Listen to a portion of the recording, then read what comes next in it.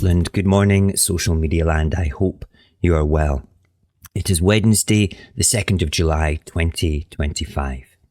Scots aren't lying awake at night thinking about constitutions or referendums. They're lying awake because they can't get a convenient GP appointment, because their electricity meter is turning faster than it's ever done before, because food shops are costing more and more every day, and they're not got the pay rise that they should have got. Because Brexit tore something away that they didn't vote to lose, and because no matter how hard the Scottish Government put in the effort to mitigate the errors of Westminster, they are still limited in the powers that they have through the extendable leash of devolution. During my recent campaign for local politics, I spoke to people on the doorsteps across my community, and what I heard wasn't some abstract constitutional debate. It was real life. It was the NHS, it was the cost of living, it was the growing desire to return to the EU. And yes, it was independence too, but not independence in a vacuum. Independence as a solution to everything else. And I know I'm not alone. Activist groups across Scotland, from Moray to Glasgow to Dundee to Dumfries, are all hearing very similar themes again and again. That tells us something. It tells us that the people of Scotland have not given up on change. They've just stopped trusting slogans. They want answers. They want plans. They want to believe that independence isn't just a flag. It's a way out of the crisis they're living through every single day. So let me ask this. If independence doesn't speak to our struggles, what good is it? And if it can solve these struggles, why are we not shouting that from the rooftops? We listened door to door across communities, and the issues people raised weren't rooted in political tribalism. They were rooted in daily survival. The NHS came up constantly, people waiting too long for an appointment, A&E delays, GP closures. And while Scotland's NHS is still publicly owned, still free, and still better protected than what's happening south of the border, people are scared it's slipping away. And they're right to be, because Westminster's austerity isn't just theoretical, it's cutting through real services, even in devolved areas. And Holyrood, with one hand tied behind its back, is being forced to spend more and more of its budget to patch the damage done by Westminster. Then there's the cost of living, rent going up, groceries are unaffordable, energy bills are robbery. Scotland, one of the most energy-rich countries in Europe, is paying some of the highest domestic prices in the world. And again, not because Holyrood designed it this way, but because Westminster controls the market, controls the levers, and controls the wealth that we generate. Yes, the Scottish Government has mitigated the worst: free prescriptions, the Scottish Child Payment protection from the bedroom tax, and winter fuel payments for pensioners. But mitigation is not liberation. It's fighting fires in somebody else's house. People don't want to just survive. They want to live. And the only way to do that long term is to take the controls away from the people that are causing harm. One thing that has come clear across every doorstep conversation is the appetite for Scotland to rejoin Europe. Not out of ideology, but out of lived experience. Brexit broke trade, damaged universities, shattered freedom of movement, and undermined the rights that people relied on. But under devolution, EU membership isn't just unlikely, it is impossible. The UK government hold those keys, and they've already thrown them away. The path forward begins with independence, and after independence, the smart move is to join EFTA, the European Free Trade Association. EFTA is a trade bloc that includes Norway, Iceland, Liechtenstein and Switzerland. It gives us access to the single market without requiring full EU political integration. That kind of stymies all those arguments of you can't join the EU because your GDP is too high, your debt's too much, and you don't have your own currency. EFTA. It restores trade, reconnects movement rights, it offers immediate economic benefit while Scotland stabilises as an independent country. Then once the institutions of statehood are established and working fine, a full EU membership referendum can be held democratically, clearly, and from a position of strength, and the people then can choose whether they want to fully rejoin, or are they quite happy in EFTA. This isn't fantasy, it's exactly the route taken by many post-independent nations. They join a market, then they choose the future position in that market by asking the people. Scotland can return to Europe, but only as a country, and that begins by reclaiming control of our own direction. Let's be honest, most Scots aren't rejecting independence.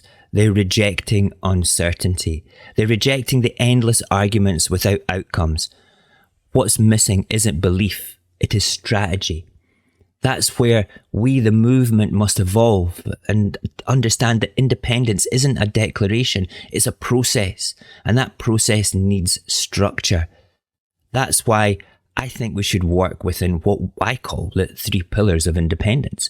A political pillar, which is a pro-Scottish Holyrood, not just government, but an opposition to pushing out the unionist parties through the list and from good campaigning in the constituencies. We need to unite around a national cause and argue and debate in the chamber for what's best for Scotland. But the one thing that a pro-Scottish Holyrood would have over what we have just now is an opposition that fights for Scotland and doesn't take their notes and orders from Westminster. This one would represent the whole of Scotland for Scottish values, not just party loyalty.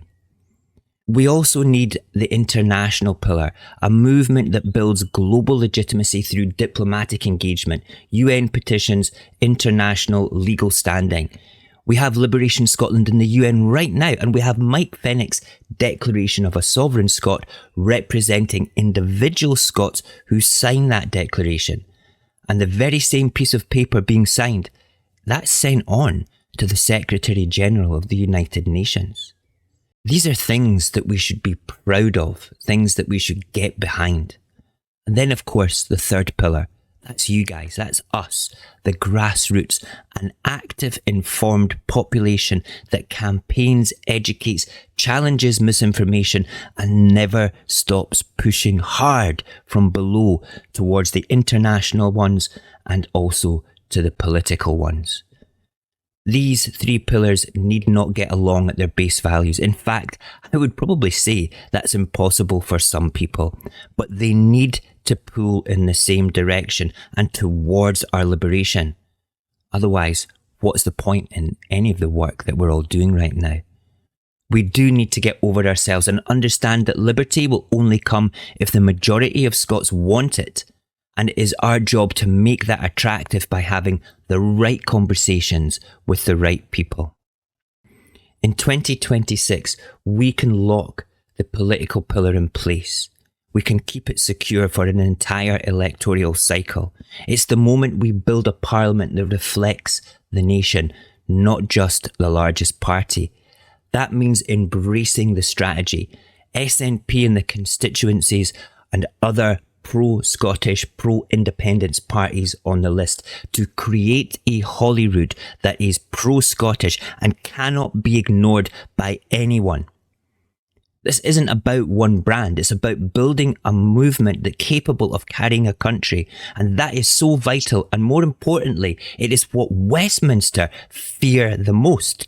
Scots in Scotland uniting and using legal tools at their disposal to legitimise a pro-Scottish parliament and marginalise the union's influence inside it.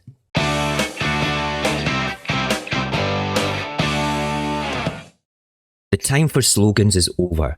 People don't want to hear a vote for the SNP is a vote for independence. They want to hear how independence changes their lives.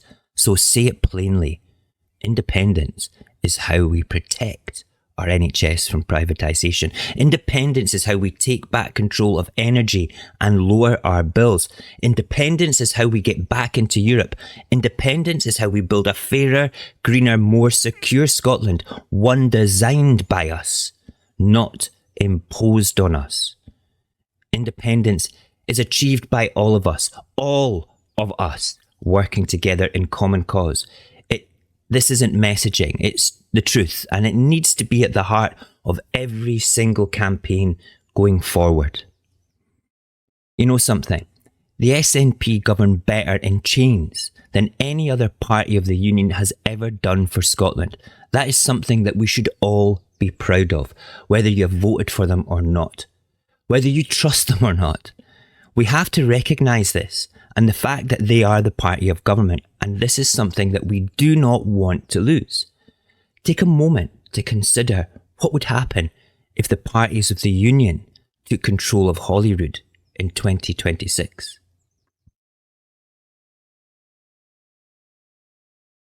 Yeah, I don't like the thought of that either.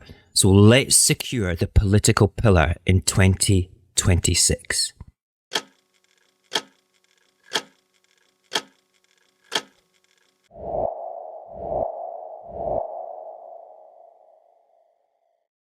These four issues, the NHS, the cost of living, Europe and independence, aren't separate.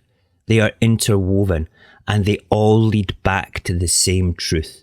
Scotland's problems can't be solved inside this union. If we ignore them, we lose the people. If we speak directly to them, honestly, urgently and without political ego, we bring them with us. We've already shown the world that Scotland can govern better than Westminster, even under the glass ceiling of devolution. Now imagine what we could do if we smashed through that ceiling into the blue, blue sky of freedom. That's a better thought, one that I would like to start considering.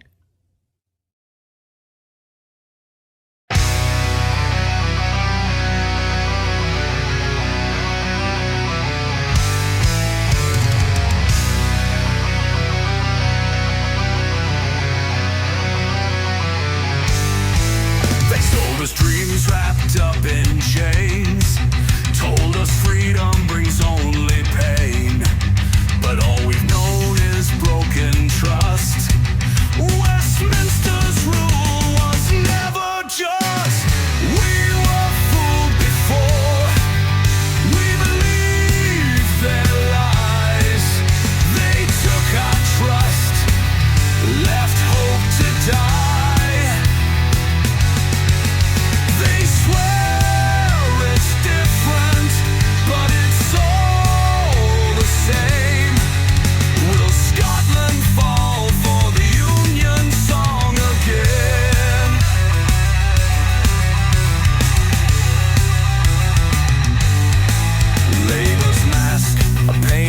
Face swore they'd bring us to a better place, but the red hand cuts just the same.